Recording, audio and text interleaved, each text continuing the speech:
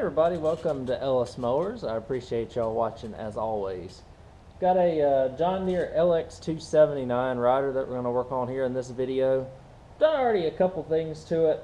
One, I just put some transmission fluid in a rear tire and put the deck back on. The deck was not on it when I got it. I also put a new secondary deck belt. I'm waiting on the primary deck belt to come in the mail. It did not come with one. However, it did come with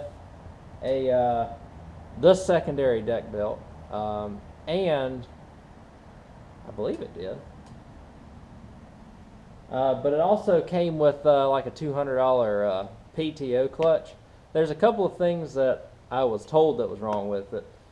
Hopefully it's not much more, because I did pay a decent amount of money for this. I paid, should I even say, $350 for it. It is running, it is driving, and I think he just said it needs a PTO clutch. It may only need some wiring work. I'll have to look under there. But like I said, I got the deck on, got the tire fixed, and the hood, oddly enough, is decent. You can see a lot of these have holes and stuff in them, so we'll be careful with that. But hopefully it won't take too much to get this going. It has the typical rot in the right rear of the deck that these 48-inch decks have. I had two LX277s last year that had the same issue. This one, the difference between, the only thing I can find is that it's liquid cooled versus air cooled Kawasaki. All the liquid cooled stuff seems like it's decent. It just runs on choke a little bit, or it runs on choke until it warms up, and then it'll catch. So it probably just needs a little bit of gunk cleaned out of the carburetor. But we're going to go ahead and do that in this video. Again, thank you all for watching. If you have any questions or anything about this video or any other video you see on the channel, you can reach me, Ellis, at ellismowers.com. Also, ellismowers09 on Instagram and Facebook. All that's in the description below. Let's go ahead and get started on this LX279 John Deere, see what we can get ourselves into here.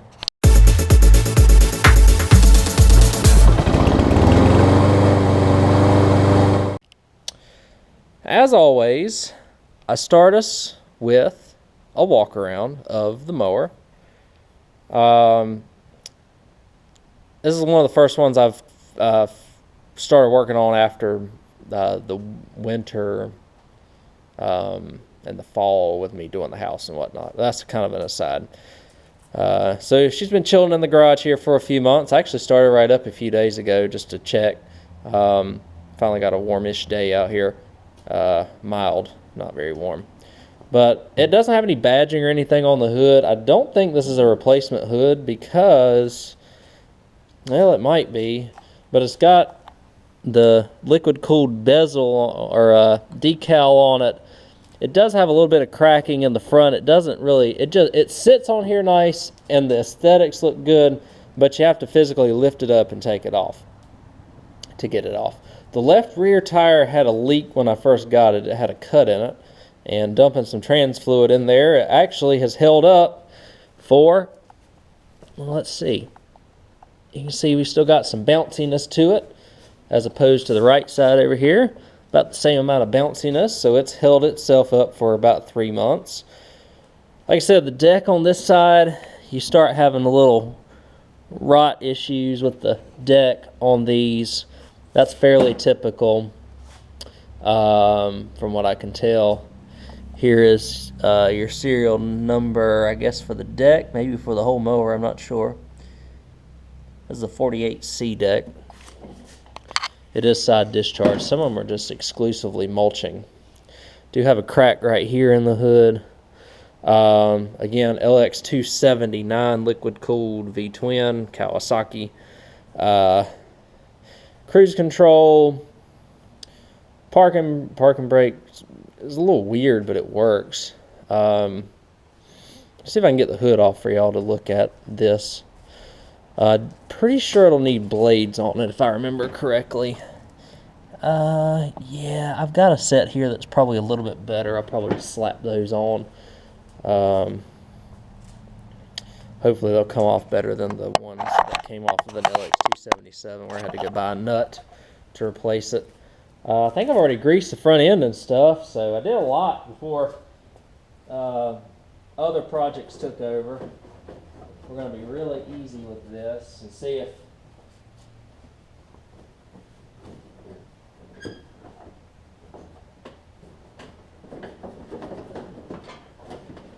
it's tricky. We're going to get it off.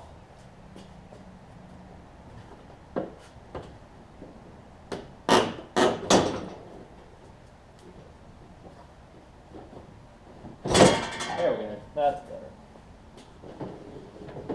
I thought.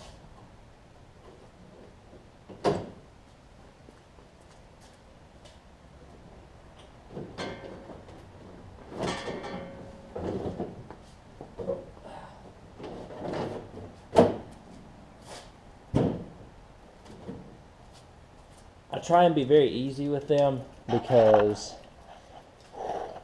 they break so easily.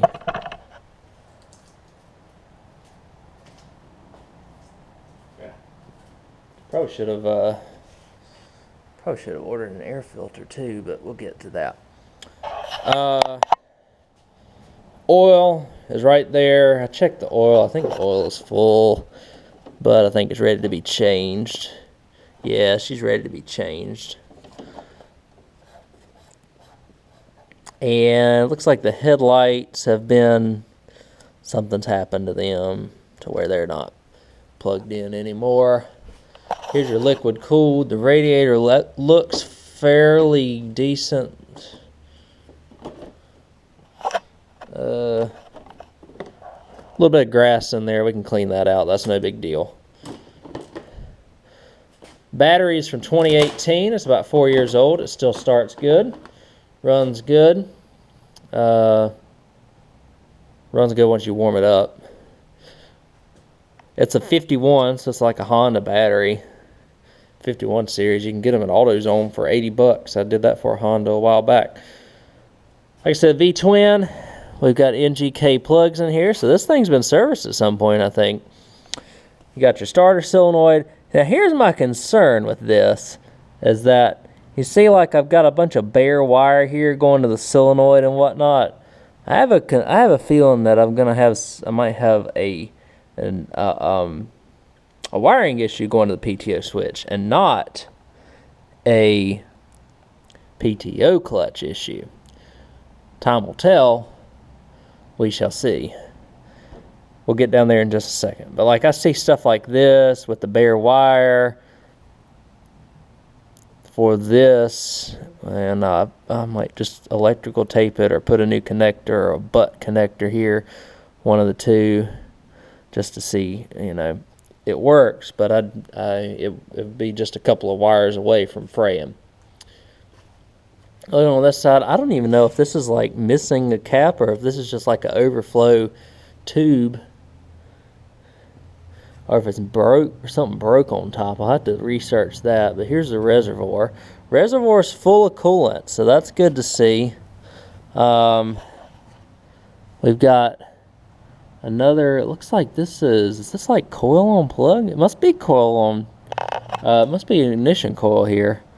So that's more paramount to get that fixed. But other wiring that I see, guys, you see this right here and this right here. This is a wire to the starter solenoid, and it's pretty bad. This looks like it is a power, could it be the power wire to the PTO? Let's look back here and see where it goes. So it goes back, actually goes back into the harness, it looks like. But these wires definitely will need addressed. I don't know what happened with that. So the rest of the harness looks okay. It's just that, these, and then that coil wire on the other side that look like they have issues. It looks like somebody's already this is a connector to, this is a 2-to-1 shrink connector, so to speak. We've got that wiring. Let me check under the PTO and see what I can find. I just wanted to show you everything that we've got going on so far. Alright, y'all. Now we get into the portion that I've found under the mower. And this might be a little bit more telling, and it kind of shows you that somebody started the job, didn't finish it. All right, so let's look under here. You can see that we have a PTO clutch that is unplugged from its parent connector. So let's want to plug this in. Well, I guess that works. We'll plug it in. Let me put you on.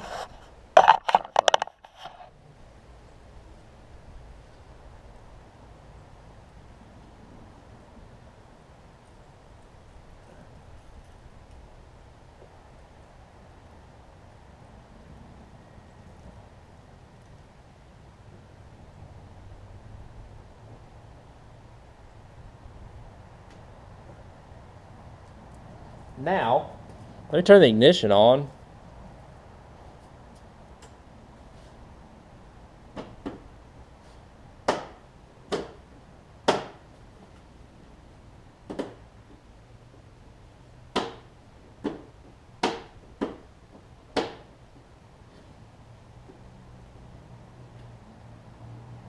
I don't hear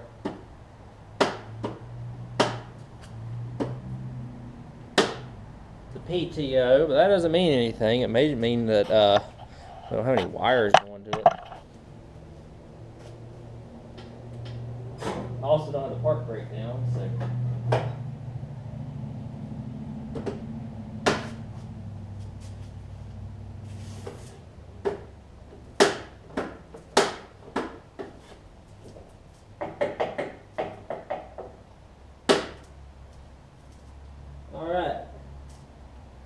So, we got to figure out one of two things. He may be right with the PTO. I'm not sure.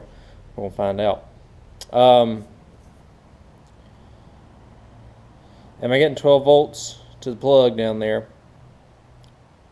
when I pull the PTO switch? Is the PTO switch good? So let me do a little bit of diagnosis and troubleshooting and see where we end up getting on this. All right, y'all. We might actually have a twofold problem here. I'm not completely sure. However, I do know one thing. I've done a little bit of wiring troubleshooting here. What I've done is I've jumped the PTO to where it's getting 12 volts. Now, I did that by crossing, so the yellow wires, I guess it kind of acts like the power wire to this. And I crossed it to this bluish looking wire. Now the bluish wire is the wire that goes from the power source down to the PTO. I crossed the two of them. I'm getting almost 12 volts at the PTO, so it should at least try to engage. And I'm not hearing anything. I'll even show you here. I'll pull it out. And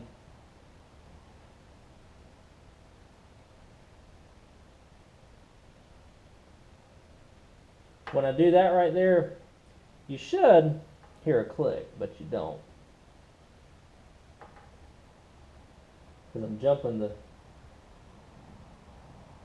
you can see on the, I don't know if you can see the voltmeter because of my hand, but you go from 0 volts to 11.9 and we're not getting anything. So I think this PTO is dead unless it's just not getting ground. It is getting ground because it comes from the ground wire. So there's that 2-pin connector. I have that black wire and I have that ground wire down there. And so that's your 12 volts in your ground. I have good ground. I checked it.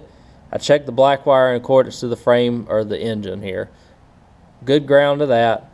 I have continuity, obviously, between the connector all the way up to this, and we're getting 12 volts. So that means if I jump this, it should click because that's the only thing associated with it. Now, in terms of the PTO, I'm not getting continuity between the pins on the bluish wire and the yellow wire when I have the PTO pulled out. which means that it's not supplying the 12 volts in that manner. But I don't think there's another power supply wire that goes into this to get 12 volts. Either way, 12 volts is getting down to the PTO and it's still not doing anything, which makes me think that I might have a twofold issue here with the switch and with the PTO clutch. So my man's hypothesis might be right when it comes to the clutch. Let me keep on working here, and I might get that new clutch out and just see if I can get it to at least click for me. That way I at least know that I can have PTO. Currently I'm not 100% certain. Alright guys, I put the new PTO in, and I want to show you. I'm going to do the exact same thing I just did.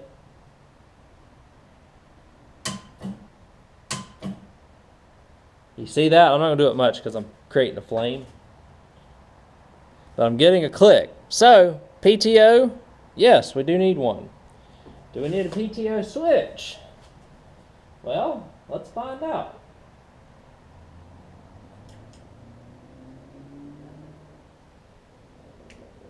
This thing's doing clicky noises now, which it wasn't doing earlier. So let's see.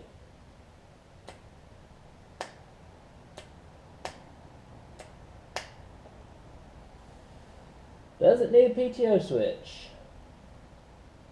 Probably. Because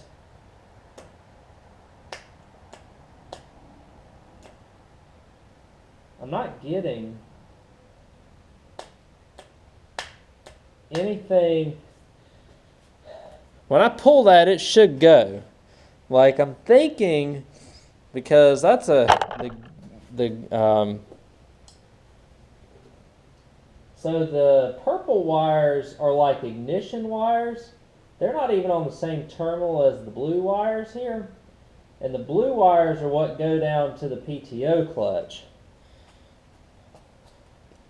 And they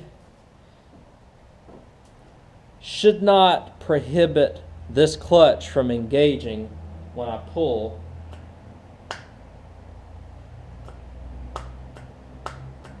that PTO clutch.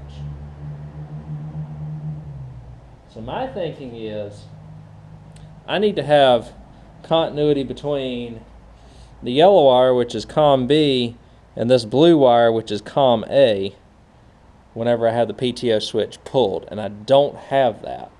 Of course, you got like a bunch of the reverse stuff too, and this switch kind of gets worn out after over a period of time because you have to pull it every time you want to go into reverse. So I'm having continuity to where it will supply power and then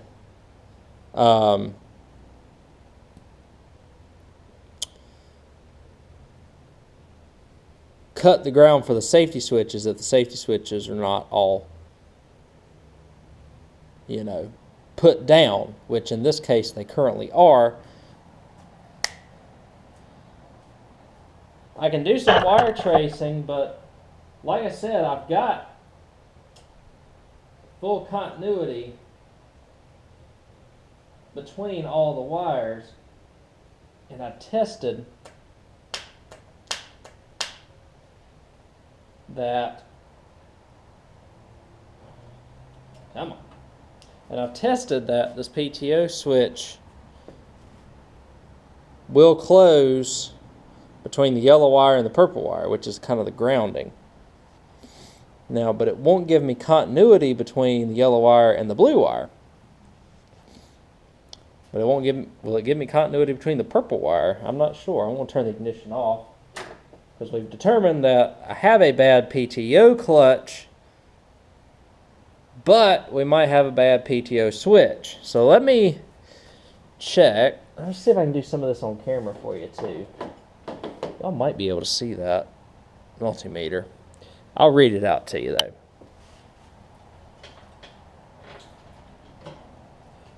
Like I said, we've got good ground and good power going down to the PTO. The continuity between this blue wire and the PTO is 0 ohms, which is perfect.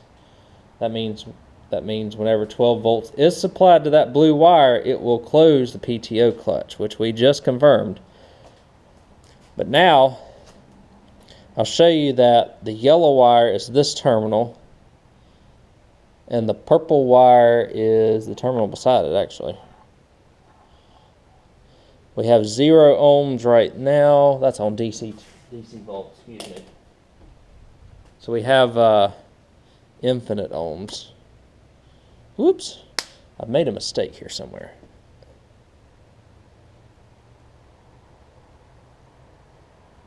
What have I made a mistake doing here?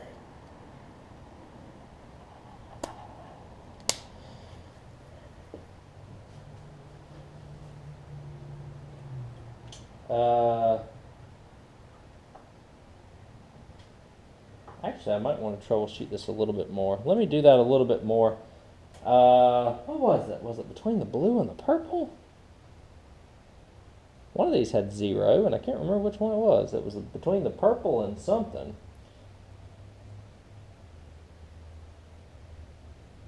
Oh, there it is. So the purple and the looks like the power wire. So the 2 terminal down here. So your power wire is your red wire. The yellow wire is like an alternative power source or something. When you pull that, you get infinite loop, which means that it's, power to ground. The switch is closed, or the switch is open. Now we've closed the switch. So if we take that to the yellow wire, would that be the opposite? Not sure. I do know that yellow wire does supply 12 volts, and there's continuity between the red wire and the purple wire. That's all we've learned so far. Like I said, the purple wire is usually ground to the safety switches. So we've gotten that far.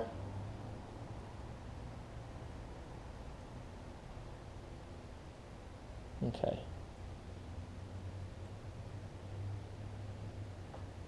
Yeah.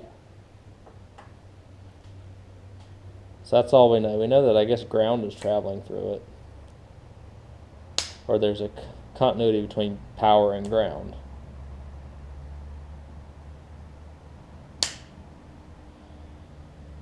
Switch is closed, switch is open.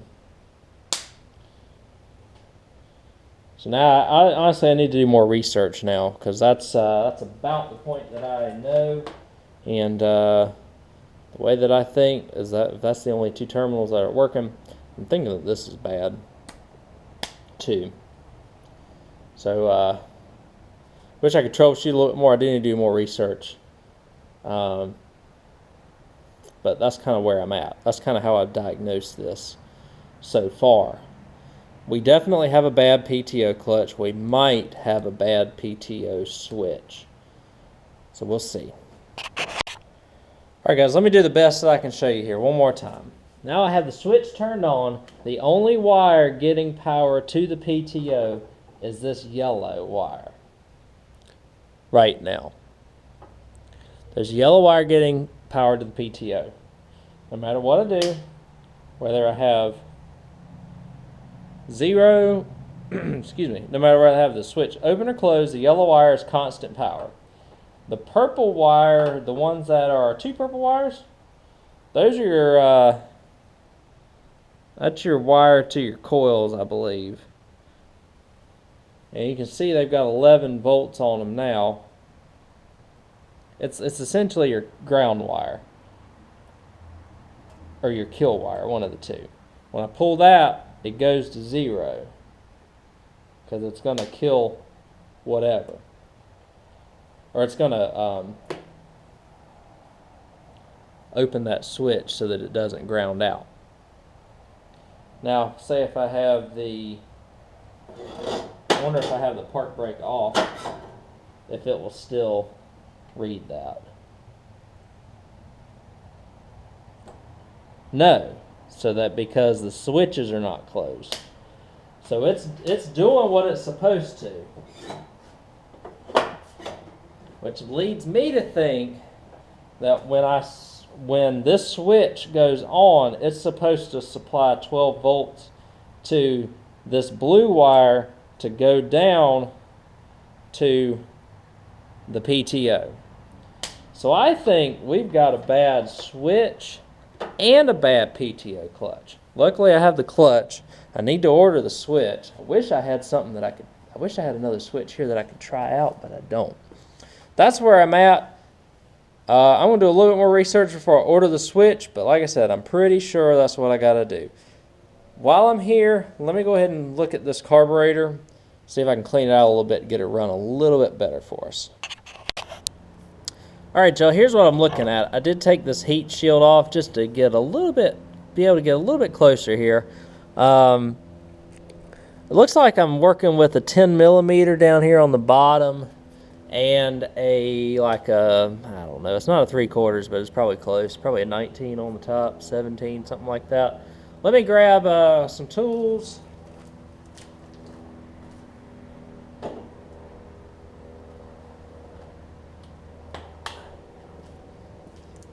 See if I can get this off with a, whoops, socket. Probably gonna leak down on me, but no big deal. It's a fuel pump engine, so it's not gonna keep leaking like a gravity fed. Let's see what we got here. Is this the jet in one? It kind of looks like it. Fuel smells okay.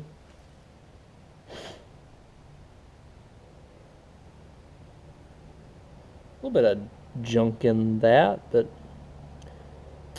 nothing I see particularly there. So let me take this 19 off and we might access a different jet. That looks okay to me. Unless there's a little junk in here, which I don't think there is.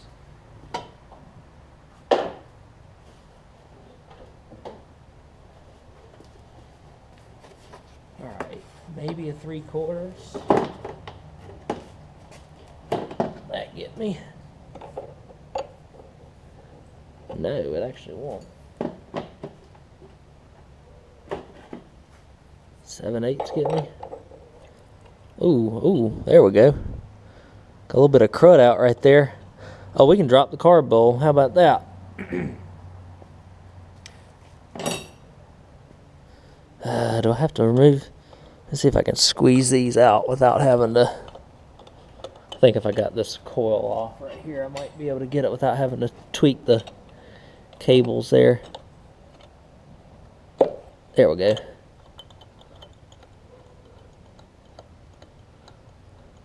More fuel, yay! Oh, don't lose that little brass thing. Little brass washer. Plunger seems like it's working okay. Let's see if we can work this out without getting any throttle cables and such. Yeah. Yeah, there we go.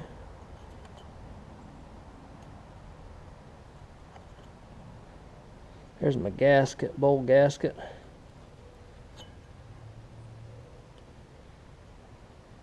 Little bitty thing. Looks like we have a little bit of a water / gunk in there. Ooh, I just lost that. We'll find it in a second. So I'm gonna clean that out. I'll look into the, probably just give the main jet a nice little spray. Like I said, don't need much. Don't need much. And that probably will be enough for us to survive on this one.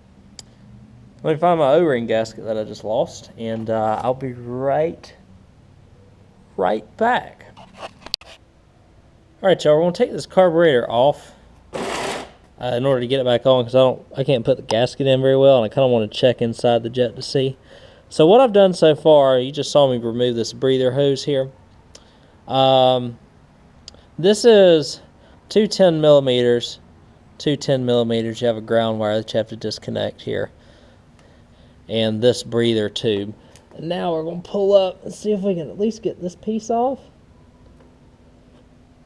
which it looks like we're going to be able to. There's a couple of spacer washers there. And make sure there's no linkages or anything battling me.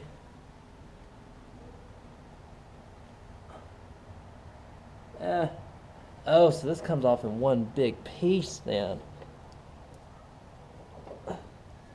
Okay. It might be best to remove this whole shroud here. I don't know how hard that is. Is it more than I want to do? Might be. If I can get this pulled out past a certain point. Oh, I see. Oh, don't tell me the whole throttle linkage has got to come off for me to get this carb off. No, there's the piece in between the carb there. We just got off. There's a couple of those spacers that are going to go under here. So don't lose those. Those are for your nuts.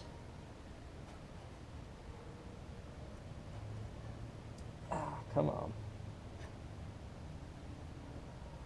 There we go. Now we're looking at the carb here.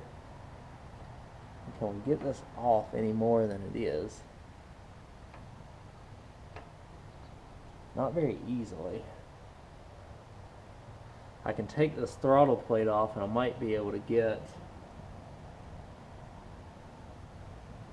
Actually, I might be able to get it all with that throttle plate off there. Looks like some sort of security bit type thing.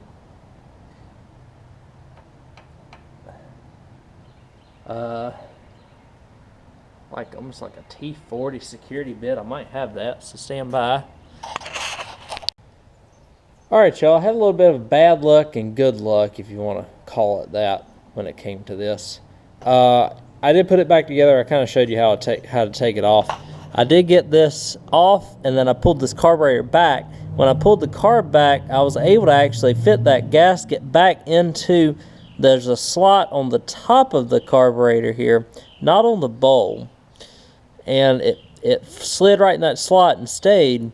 I wanted to take it off, but ended up take off the whole carburetor, but ended up stripping this T30 torque security bit right there, or security bolt. I got one out, of course, the other one. But then I was like, well, I don't know of a good way to get it out. So I figured that, you know, the 5 minutes or so for me to put this all back on to see if it ran good was better than the potential 30 plus minutes that it would take me to figure that out. But if we need to, we'll do that. Trying to see if I can save some time here. Let me get this off of the jacks.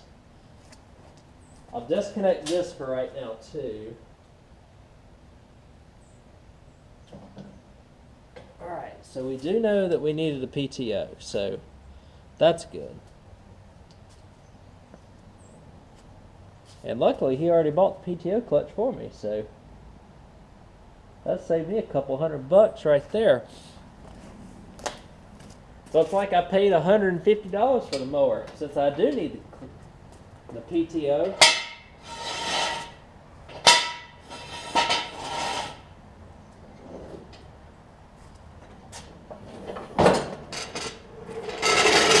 Now this will take a few seconds of cranking in order for it to start running. Because the carb bowl is empty, I'm going to check for leaks as soon as we get it going as well.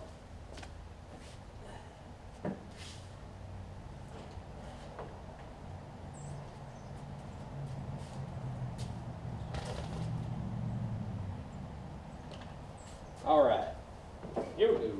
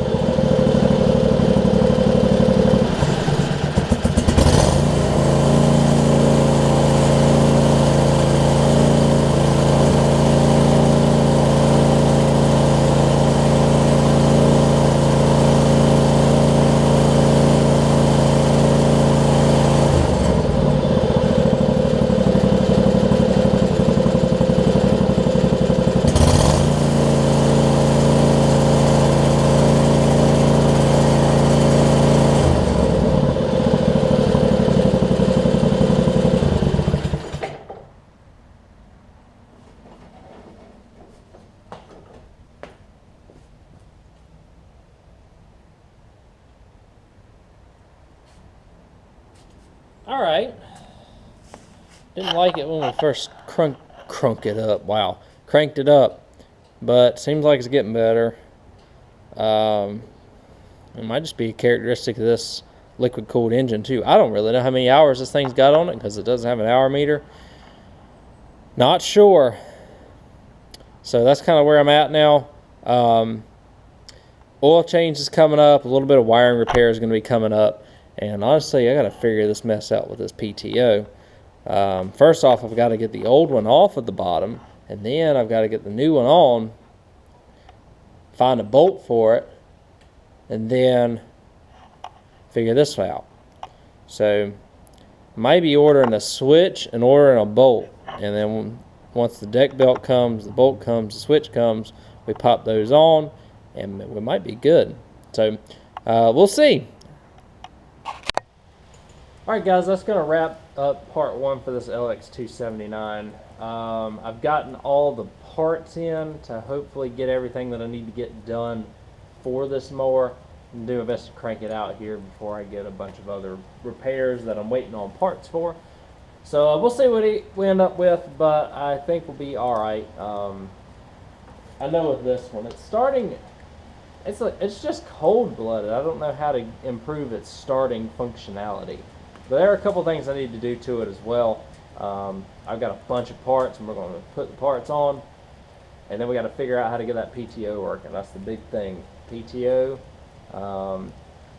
get some of the wiring fixed and a few other things. So I'd split this into 2 parts. This is getting a little long, but hope y'all enjoyed part 1. And remember, you can reach out to me, Ellis at ellismowers.com, or you can find me on Instagram and Facebook at ellismowers09. I will catch y'all on the next video where we will hopefully finish this LX279.